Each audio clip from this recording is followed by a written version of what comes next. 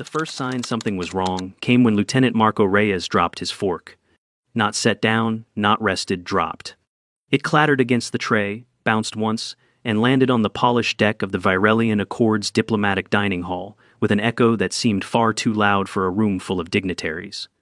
At first, the Virelians thought it was a gesture, perhaps a confusing Terran custom involving utensils. Then Reyes swayed on his feet. The second sign was the color draining from his face, not the subtle pallor of discomfort, but a sudden, surgical fade, as though his blood had decided it was late for a more important appointment elsewhere. A cold sweat broke across his forehead. He opened his mouth maybe to speak, maybe to retch, but no words came.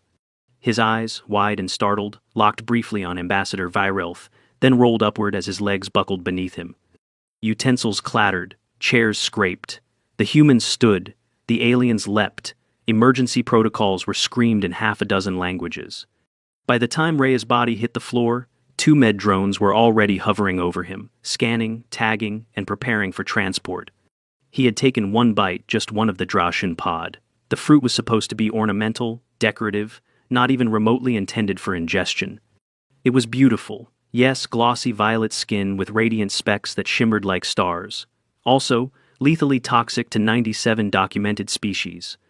And yet, 2 corridors away, not 5 minutes later, Lieutenant Marco Reyes was squinting into a vending unit, grumbling about whether the synth coffee had been refilled.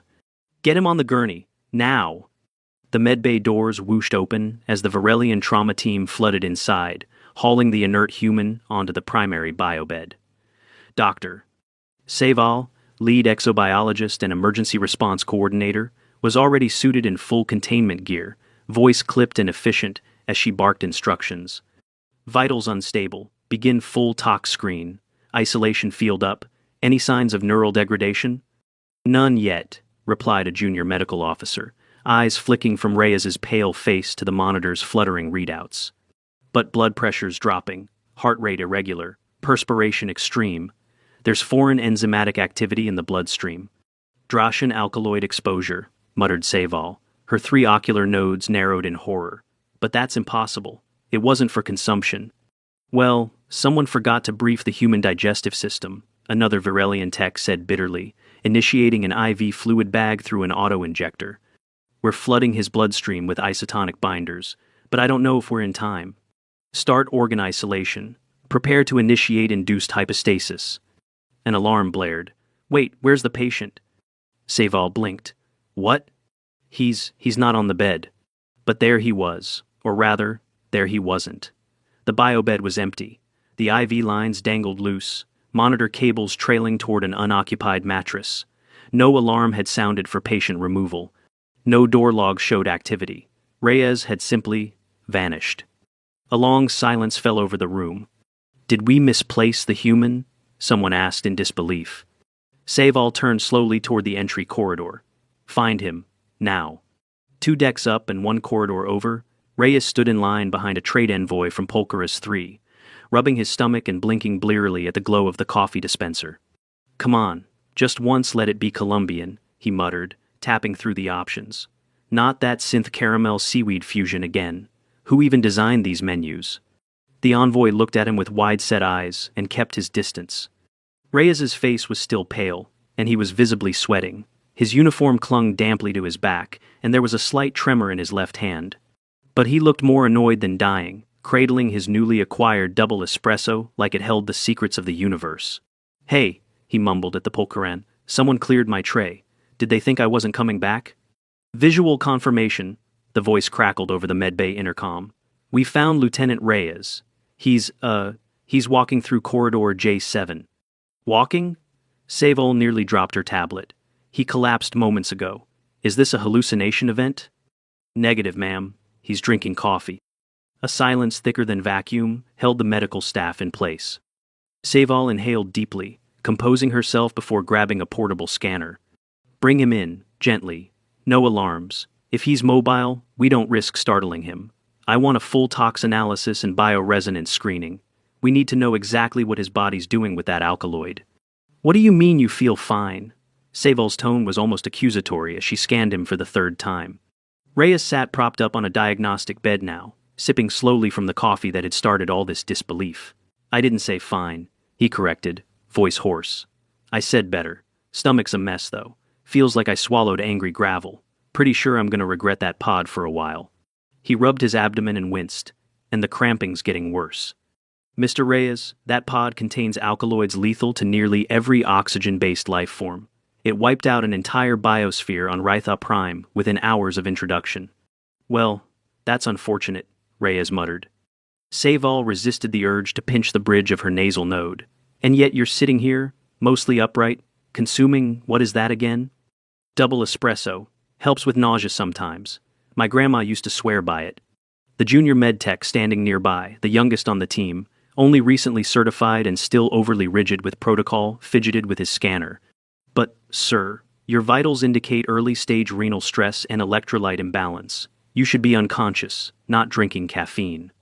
I also shouldn't have eaten mystery fruit, Reyes said, but here we are. Lieutenant, Saval said, forcing her tone back into clinical calm, your liver enzyme profiles suggest something remarkable. You appear to be metabolizing Drashin alkaloids into harmless byproducts. The reaction is slow, inefficient, and clearly causing cellular stress, but you're not dying. Reyes raised an eyebrow. So, what's that mean for me? It means you're not in immediate danger, but you are not out of trouble either. You'll need close monitoring, IV fluids, gastric clearing agents, and enforced rest. Your body is surviving this, but just barely. I wasn't planning on jogging laps, he said, groaning slightly as he shifted on the bed. Guess I'll skip dessert next time. The pain hit in waves. An hour later, the coffee had stopped helping. Reyes curled onto his side, clutching his abdomen. Every few minutes, his breath hitched with the sharp, hot stabs of his digestive tract, rebelling against the poison still working its way through. By then, the Virilian medical logs had already updated. Drashin pods were now flagged with a red quarantine symbol. Cross-species dietary compatibility warnings were posted across the station. Earth cuisine had its own hazard tab. 3 diplomatic officers from the Arboreal Coalition passed each other in the corridor later that day and whispered in hushed tones about the human who ate planetary poison and asked for espresso. And, in a locked server back on the Virelian Accord's command level, a formal memo was updated. Subject: Terran digestive resilience. Classification: Survival Type 3 bioadaptation. Recommendation: Reevaluate interspecies dietary engagements. Avoid provoking digestive competitions. By the end of day 1, Reyes was semi-coherent, occasionally mumbling things like, should have known better than shiny fruit, and Nebraska sushi didn't hit this hard. He was on a saline drip, scheduled for gastric recovery treatment, and restricted to small sips of water. Coffee was no longer permitted. Even in sleep, he winced. His body was enduring, but no part of this was easy. And outside the med bay, the story began to spread. A human had eaten a Drashun pod, and lived. And wanted coffee. Lieutenant Marco Reyes woke sometime in the middle of the station's artificial night cycle, drenched in sweat, clinging to the edge of the med bay cot, as though gravity itself had started to tilt. His stomach twisted again, tighter this time, like a fist squeezing his gut from the inside out. He gagged, rolled onto his side, and managed to hit the waste receptacle in time. His body was revolting. It wasn't just nausea anymore. It was full-body shivering, muscle aches, a fever that came and went like bad lighting. He couldn't tell if the heat he felt was internal or external, only that every inch of him throbbed with some combination of dehydration and regret. Reyes groaned and flopped back on the cot, one arm over his eyes. God, I feel like someone turned me inside out and put me back together with glue sticks. A soft, whirring chime announced an approaching figure. It was Ralxi, the young Virelian medtech, holding a tablet nearly the size of his own torso. His uniform was still pressed, his chin upright in textbook posture, but his upper antennae drooped slightly, a sign of nervousness. Lieutenant Reyes, you are still experiencing symptoms? Reyes cracked one eye open. What gave it away? The barf bucket or the fetal position? Ralxi blinked both sets of eyes. I had not considered either to be definitive indicators, but your tone suggests confirmation.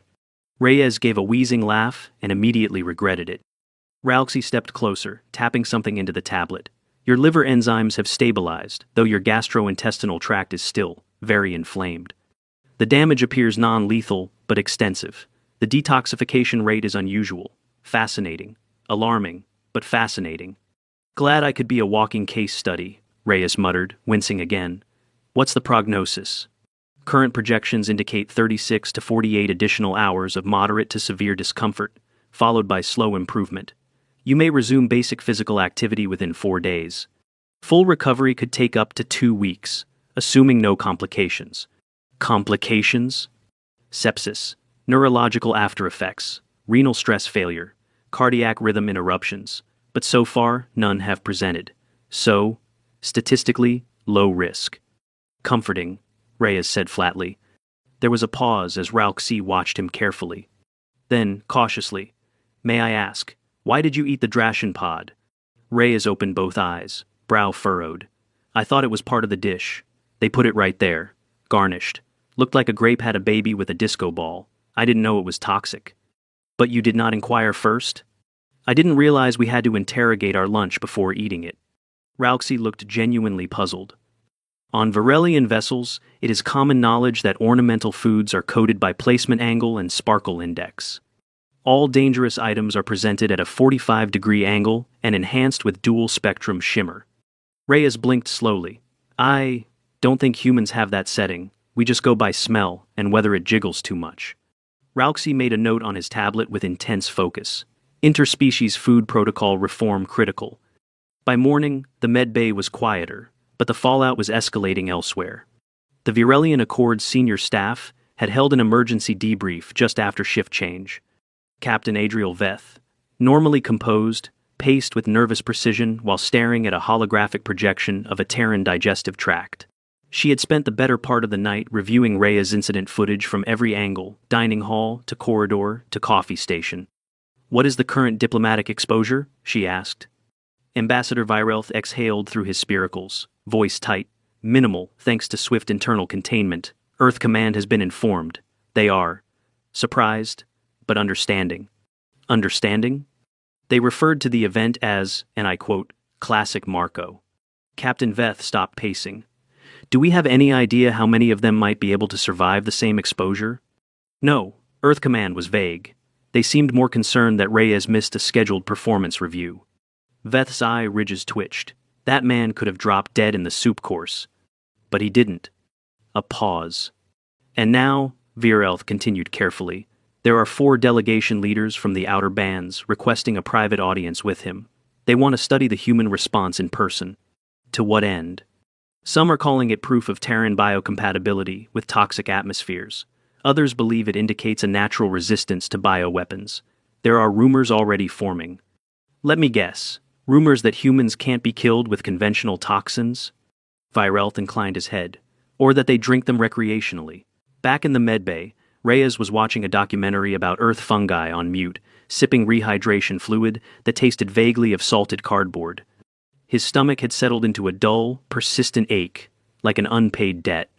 Can't believe I'm the guy who made poisoned fruit a diplomatic incident, he muttered to no one in particular.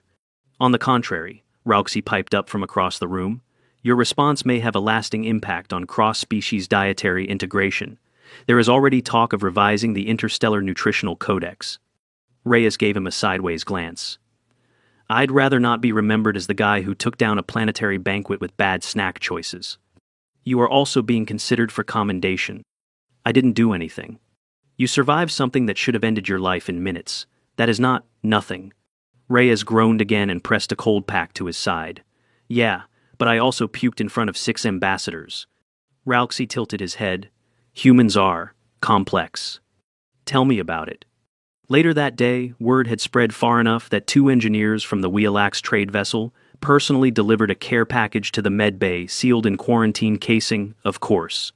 It contained herbal stomach soothers, electrolyte gels, and a handwritten note in shaky Terran standard. To the man who defeated Deathfruit, rest strong. Reyes stared at the note for a long moment. Rauxi peered at it. Are you crying? No, shut up, Reyes mumbled, eyes suspiciously moist. I'm dehydrated. My tear ducts are just protesting. By evening, Reyes was sitting upright, IV still running, but clear-headed enough to join a video call with Earth Command. Admiral Simmons appeared on screen, flanked by a civilian dietary analyst and a very exhausted-looking diplomatic attaché. "Reyes," the admiral said, "next time you feel the urge to try alien fruit, please consult the onboard xenobotanist first." "Yes, sir." "You've caused quite a stir." "Sorry, sir." "You've also incidentally halted 3 major food diplomacy initiatives due to safety reviews." Reyes squinted. "That doesn't feel like a win? And yet, you're being recommended for a ribbon in diplomatic resilience." Reyes opened his mouth to respond, then shut it. "Do I get hazard pay?" The admiral blinked. "We'll look into it." Later, as the medbay lights dimmed for rest cycle, Rauxi returned with an update. The Drashin pod has officially been reclassified. It now bears a Class 4 biohazard label aboard all diplomatic vessels. "Neat," Reyes said, adjusting his cot. "And me?" "You are also labeled, temporarily." "What?"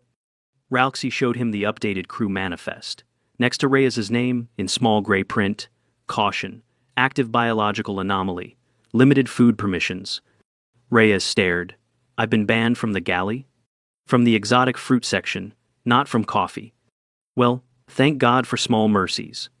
Rauxi hesitated. "There is one more thing. A fellow crew member sent you a recovery gift." Reyes sat up slightly. "What is it?" Rauxi pulled back a cloth napkin to reveal a small cup of fruit salad, yellow cubes, red slices, and, perched delicately in the center, a single purple pod glistening like a jewel. Reyes stared at it like it had personally offended his ancestors. Rauxi blinked innocently. "I believe it's a joke." Reyes lay back with a groan. "I hate this ship." By the start of the 3rd morning, Lieutenant Marco Reyes could walk. Barely. He was slow, hunched forward like a man twice his age, and kept one hand pressed over his midsection like he was trying to keep his organs from staging a prison break. But he was vertical, and that, apparently, was enough to trigger a new wave of Varelian curiosity. 2 xenobiologists followed him down the corridor with data slates. A diplomatic observer from the Guvelin cluster asked if she could scan his gut biome.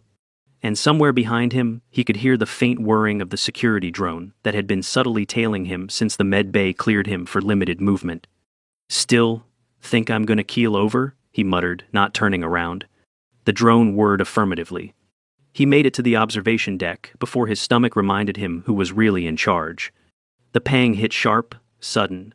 Reyes staggered against the nearest wall and braced himself, teeth clenched as his vision tilted briefly. Not quite a blackout, but close.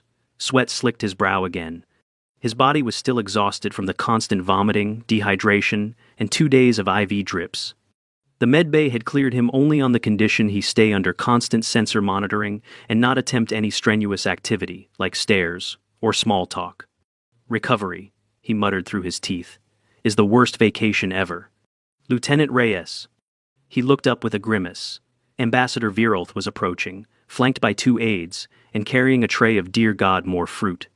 "No, absolutely not," Reyes croaked, backing up a step. "Whatever that is, I don't want it." Virolth paused, antenna arching upward.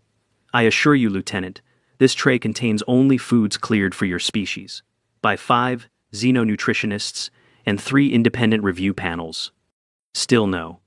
"Very well," Virolth said gently, placing the tray on a nearby bench. "Then perhaps we can talk." Reyes exhaled slowly and nodded, sliding carefully into one of the reclining chairs by the viewport. The room curved outward in a graceful half-dome of glass, displaying the great sweep of nearby planetary rings. It should have been breathtaking. He mostly felt bloated and tired. "We were concerned," Virolth began. Reyes made a face. "Yeah, me too. Waking up on the floor with a stomach full of planetary poison tends to do that." But also impressed.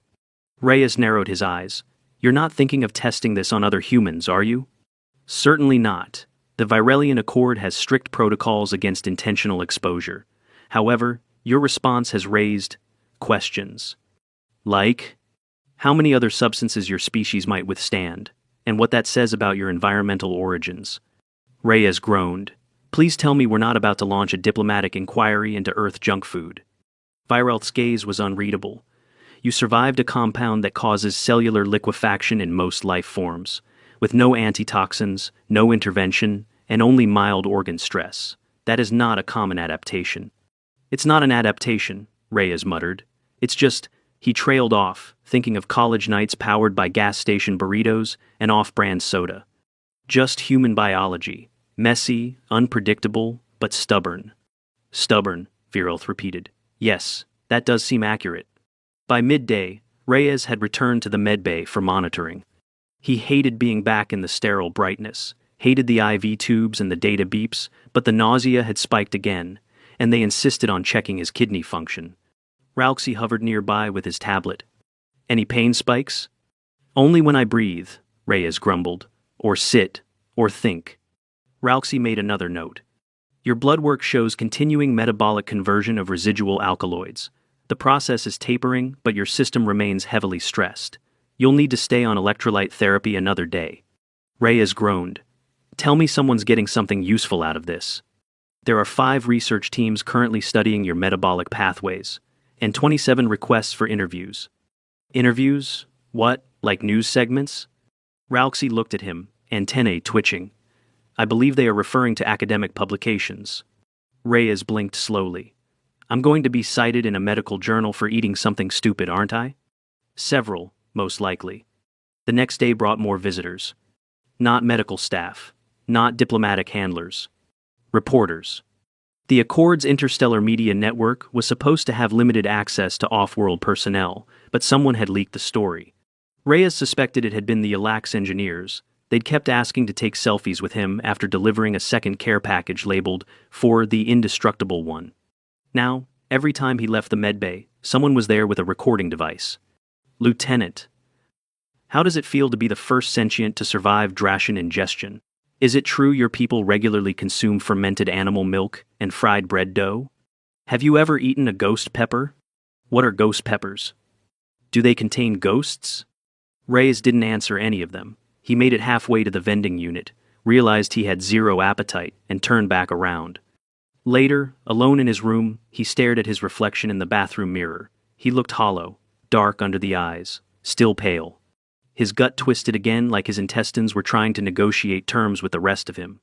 Next time, he muttered, pointing at himself, ask what the purple thing is. By day 4, he was finally cleared for light duty.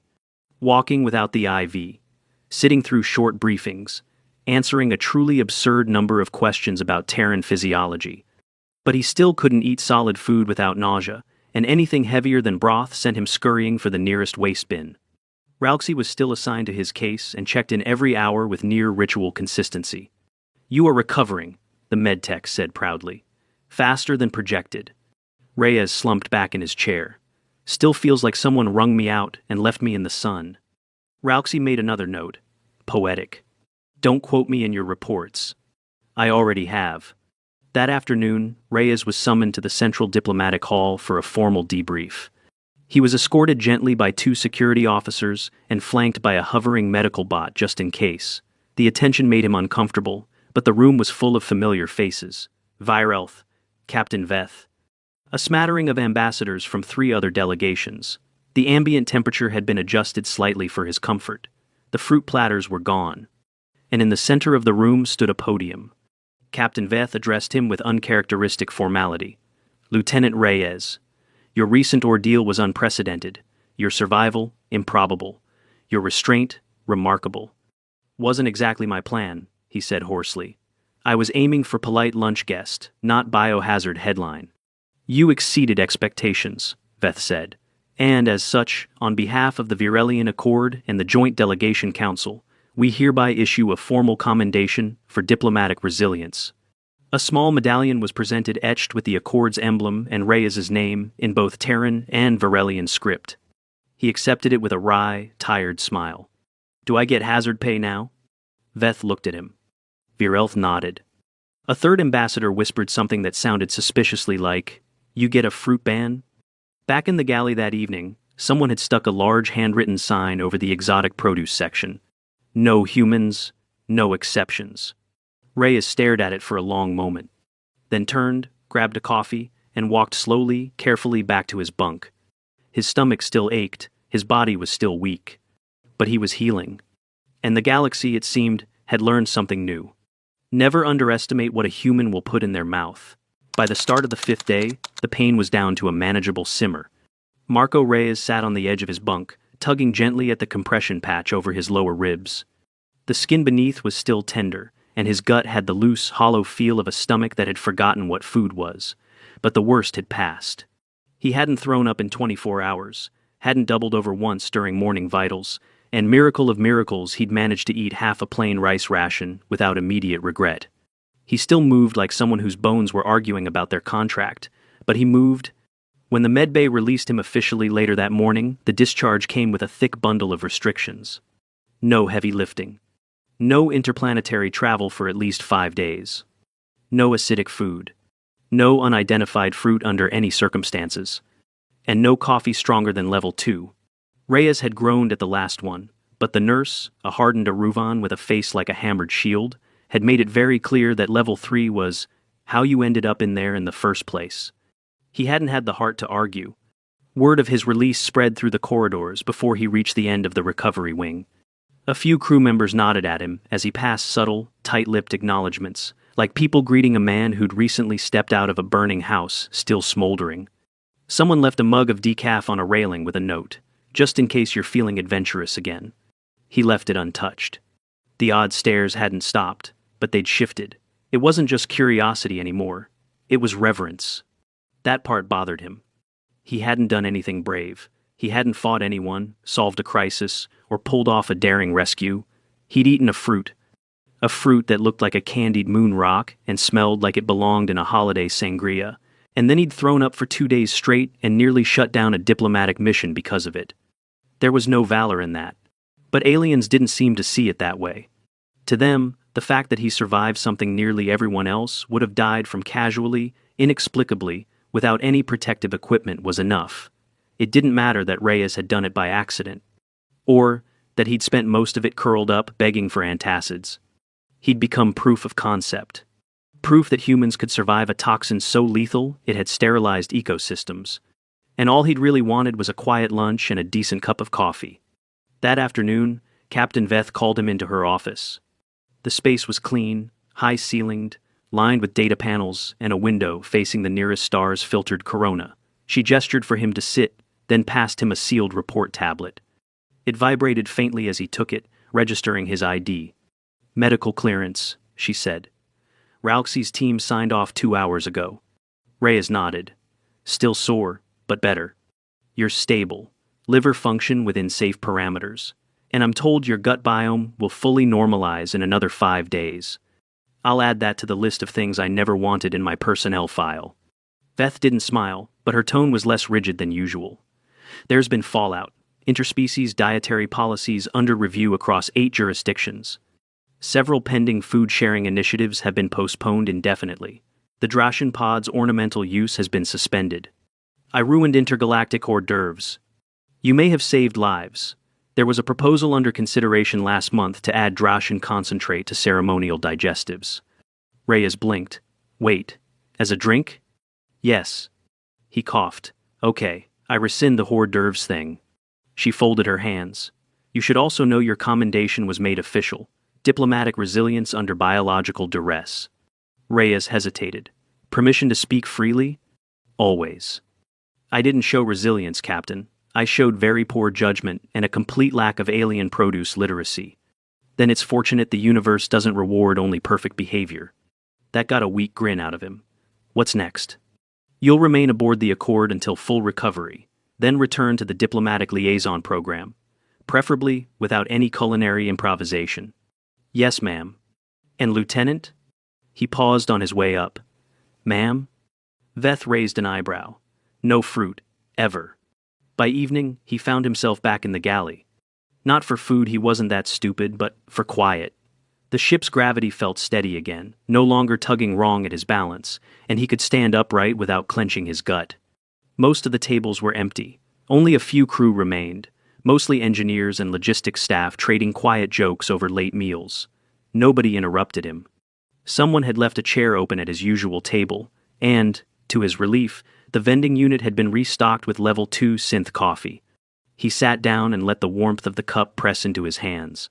Across the room, a conversation bubbled into laughter. He couldn't make out the words, but he caught a phrase repeated with emphasis. "The human survived it." Reyes stared into his cup.